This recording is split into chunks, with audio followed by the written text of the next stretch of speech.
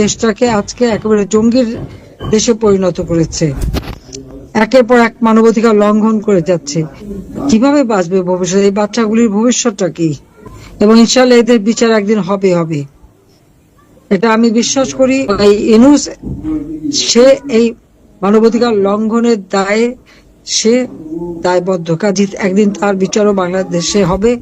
এই মানবাধিকার লঙ্ঘনের দায়ী তার বিচার করা হবে। যখন আমি দেশে ফিরতে পারবো ইনশাল্লাহ প্রত্যেকটা পরিবারের যা যা লাগে সব সহায়তা আমি দেব, আর হত্যাকারীদের বিচারও করবো। বোধহয় ওই জন্যই বোধহয় আল্লাহ বাঁচিয়ে রেখেছে আমাকে। আবার দেখেন বর্তমানে যে দুজন সমন্বয়ক আছেন যারা সবচেয়ে বেশি নেগেটিভ রোল প্লে করছে আমাদের এগেইনস্টে, তার মধ্যে হাসনাত বা সার্জিস।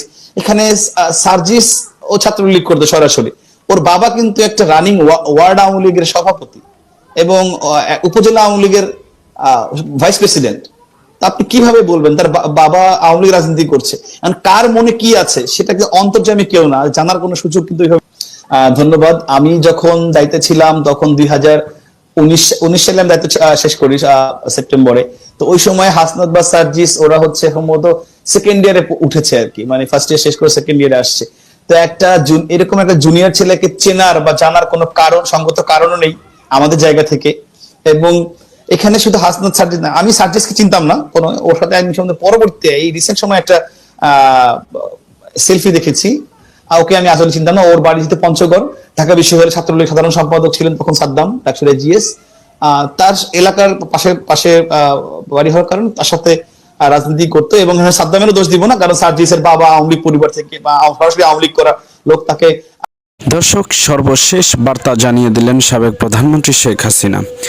দেশেই আসা হবে যে কোনো সময় এবং এসেই ডক্টর ইউনূস সহ যে সকল বৈষম্য বিরোধী নেতাকর্মীরা আছে, যারা পুলিশ, প্রশাসন ও আওয়ামী লীগ নেতাকর্মীদের গায়ে হাত তুলেছে, তাদের প্রত্যেকের বিচার করা হবে, কঠিন হস্তে তাদেরকে দমন করা হবে বলে এখন হুমকি দিচ্ছেন ভারত থেকে সাবেক প্রধানমন্ত্রী শেখ হাসিনা। বিস্তারিত দেখুন তার ফোন কল রেকর্ডটিতে। এইমাত্র যাদের সঙ্গে কথা বললাম এবং তাদের যে দুরবস্থার কথা আমি শুনলাম, এটা সত্যি খুব বেদনাদায়ক। এইভাবে নির্মমভাবে হত্যা করা, আর যারা মানুষের নিরাপত্তা দেবে তাদেরকে হত্যা করা, এই পুলিশ হত্যা। এবং তারপরে এই প্রত্যেকটা পরিবার আজকে মহা বিপদে। তারা তো কিভাবে বাঁচবে ভবিষ্যতে? এই বাচ্চাগুলির ভবিষ্যৎটা কি? অথচ এই পর্যন্ত সরকারের পক্ষ থেকে তো কোনো কিছু করাই হয়নি, উল্টো আরো যারা এই হত্যাকাণ্ডের সঙ্গে জড়িত তাদেরকে দায় মুক্তি দেওয়া হয়েছে। মানে বিচারহীনতা, এই বিচারহীনতার কালচার থেকে দেশকে বের করে আনতে হবে এবং ইনশাল্লাহ এদের বিচার একদিন হবে হবে, এটা আমি বিশ্বাস করি। এইভাবে অন্যায়ভাবে মানুষকে হত্যা করা এবং এর প্রতিবাদেই আমাদের সংগ্রাম চালাতে হবে। আর এই যে সরকার এই ধরনের মানুষ হত্যা করে এবং হত্যাকারীদের লালন পালন করে এবং জঙ্গি সন্ত্রাসীদের ছেড়ে দিয়ে তাদেরকে নিয়ে দেশটাকে আজকে একেবারে জঙ্গির দেশে পরিণত করেছে, একের পর এক মানবাধিকার লঙ্ঘন করে যাচ্ছে। এই পুলিশকে যেভাবে নৃশংসভাবে হত্যা করেছে, এর থেকে বড় মানবাধিকার লঙ্ঘন আর কি হতে পারে? এবং এই ইউনূস সে এই মানবাধিকার লঙ্ঘনের দায়ে সে দায়বদ্ধ, কাজী একদিন তার বিচারও বাংলাদেশে হবে। এই মানবাধিকার লঙ্ঘনের দায়ী তার বিচার করা হবে ইনশাল্লাহ। এবং আমি একটু বলবো যে আমাদের যারা একটু, আমি জানি আমাদের সবাই খুব কষ্টে আছে, তারপরেও এই পরিবারগুলি, এই বাচ্চাগুলি এবং আরো তো বহু পুলিশ মারা গেছে, তাদের সকলের খোঁজ নেওয়া। এবং যখন আমি দেশে ফিরতে পারবো ইনশাল্লাহ প্রত্যেকটা পরিবারের যা যা লাগে সব সহায়তা আমি দেব, আর হত্যাকারীদের বিচারও করবো। বোধহয় ওই জন্যই বোধহয় আল্লাহ বাঁচিয়ে রেখেছে আমাকে, সেটাই আমি মনে করি।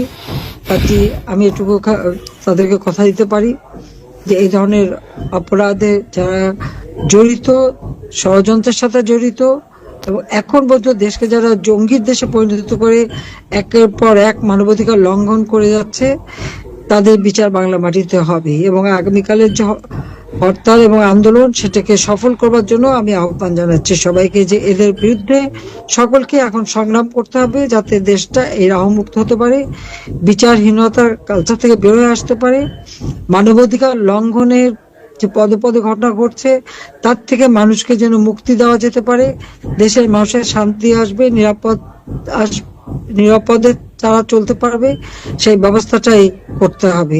এবং এটা এই সরকারকে দিয়ে হবে না, কারণ যে ক্ষমতায় যে বলে যে দেশ চালানোর আমার কোনো অভিজ্ঞতাই নাই, তো তাকে দিয়ে দেশ কিভাবে চলবে?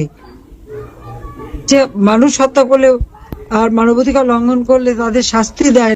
দর্শক, এতক্ষণ পর্যন্ত আপনারা শুনলেন সাবেক প্রধানমন্ত্রী শেখ হাসিনার যে সকল বক্তব্য, তিনি কি বলছেন এবং বর্তমান সরকার অর্থাৎ ডক্টর ইউনূসের বিচার সম্পর্কে তিনি যে বক্তব্য দিয়েছিলেন।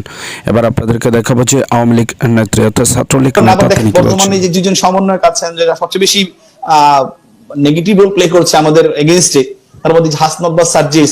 এখানে সার্জিস ও ছাত্রলীগ করতো সরাসরি, ওর বাবা কিন্তু একটা রানিং ওয়ার্ড আওয়ামী লীগের সভাপতি এবং উপজেলা আওয়ামী লীগের ভাইস প্রেসিডেন্ট।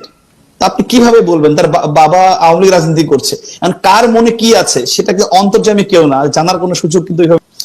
ধন্যবাদ। আমি যখন দায়িত্বে ছিলাম তখন 2019 সালে আমি দায়িত্ব শেষ করি সেপ্টেম্বরে। তো ওই সময় হাসনাত বা সার্জিস ওরা হচ্ছে সম্ভবত সেকেন্ড ইয়ারে উঠেছে আর কি, মানে ফার্স্ট ইয়ার শেষ করে সেকেন্ড ইয়ারে আসছে। তো এরকম একটা জুনিয়র ছেলেকে চেনার বা জানার কোনো সঙ্গত কারণও নেই আমাদের জায়গা থেকে। এবং এখানে শুধু হাসনাত সার্জিস না, আমি সার্জিসকে চিনতাম না কোনো, ওর সাথে আমি পরবর্তীতে এই রিসেন্ট সময় একটা সেলফি দেখেছি, ওকে আমি আসলে চিন্তা না। ওর বাড়ি যেতে পঞ্চগড়, ঢাকা বিশ্ববিদ্যালয়ের ছাত্রলীগ সাধারণ সম্পাদক ছিলেন তখন সাদ্দাম ডাকসুরে জিএস। তার এলাকার পাশে বাড়ি হওয়ার কারণে তার সাথে রাজনীতি করতো। এবং সাদ্দামেরও দোষ দিব না, কারণ সার্জিসের বাবা আওয়ামী লীগ পরিবার থেকে বা সরাসরি আওয়ামী লীগ করা লোক, তাকে সাইড দেওয়া এবং ও আপনার ডিবেট করতো, ভালো ডিবেটিং এর ইয়ে ছিল, 21 হলের ডিবেট ক্লাব সভাপতি ছিল। সুতরাং ওকে সুযোগ দেওয়াটা এটা খুব যৌক্তিক কারণে দিয়েছে। কিন্তু পরবর্তীতে যদি এক ধরনের বলবো যে বেইমানি করে ছাত্রলীগের সাথে। আর হাসনাতের কথা বলেন, হাসনাতকে আমি চিনতাম না। ওর যখন একটা আপনার জানেন ঢাকা বিশ্ববিদ্যালয় দীর্ঘদিন যাবত যে একটা প্রবলেম ছিল যে রেজিস্ট্রার বিল্ডিং এর যে হয়রানিটা দীর্ঘসূত্রিতা হয়, সেটা নিয়ে অনেকদিন ধরে কথা হচ্ছিল। তো ও যখন